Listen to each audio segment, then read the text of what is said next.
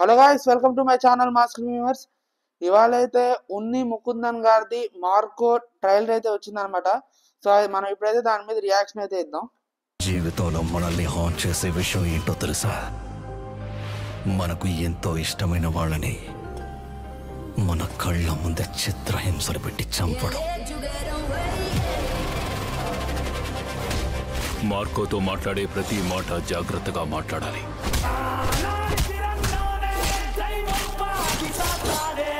Each and every word counts.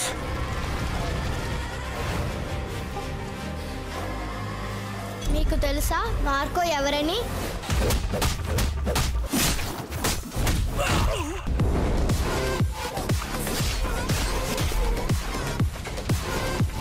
మీకు లేని శత్రువులా ఏంటి?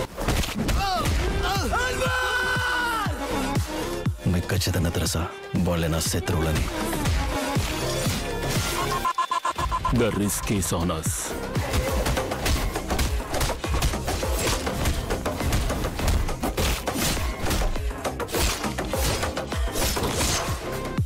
వాడు యుద్ధాన్ని డిక్లేర్ చేశాడు.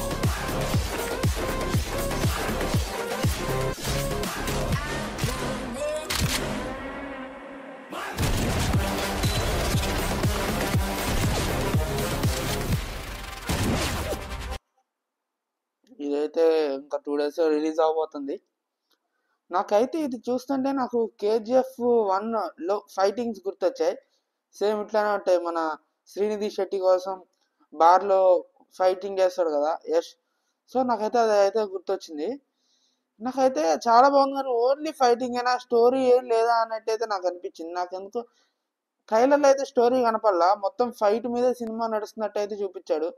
లేదా ట్రైలర్ అట్లా ఉందో లేదా సినిమానే అట్లా ఉందో మనకు తెలియదు.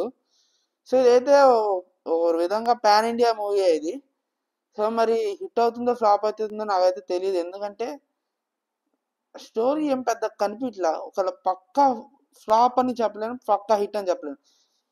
ఎందుకంటే ఆయనకు కూడా కొంతమంది ఫ్యాన్స్ ఉన్నారు చూసేవాళ్ళు.